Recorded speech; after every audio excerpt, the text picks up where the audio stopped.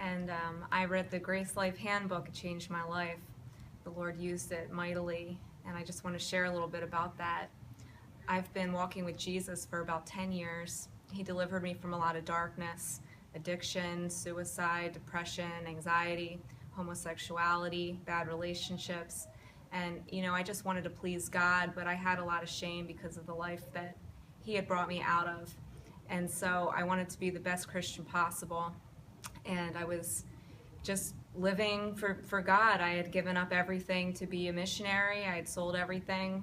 I moved to the inner city of Philadelphia, and I just wanted to do anything to serve God. But a lot of the darkness from my past was still in me. I wasn't actively engaging a sinful lifestyle. I was really seeking to serve and please Jesus Christ.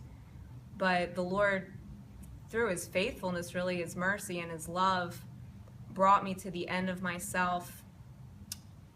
I was given the Grace Life Handbook by a friend over at America's Keswick, along with their other materials, because I was going to be starting a women's ministry in Kensington. And so I had had them all on my shelf, and I had just kept that in my library.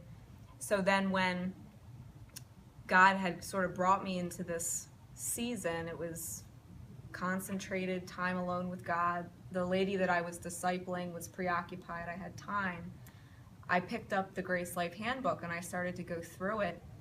And I was hit with the reality that I didn't really know God's love, because had I known His love, I would be free from the things that were haunting me.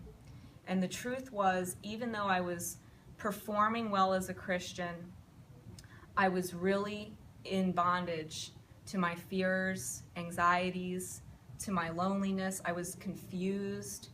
I was confused about God's call on my life. And I realized that if I truly knew God's love, I would not be confused and I would not be afraid. And actually, I could be the person I was intended to be.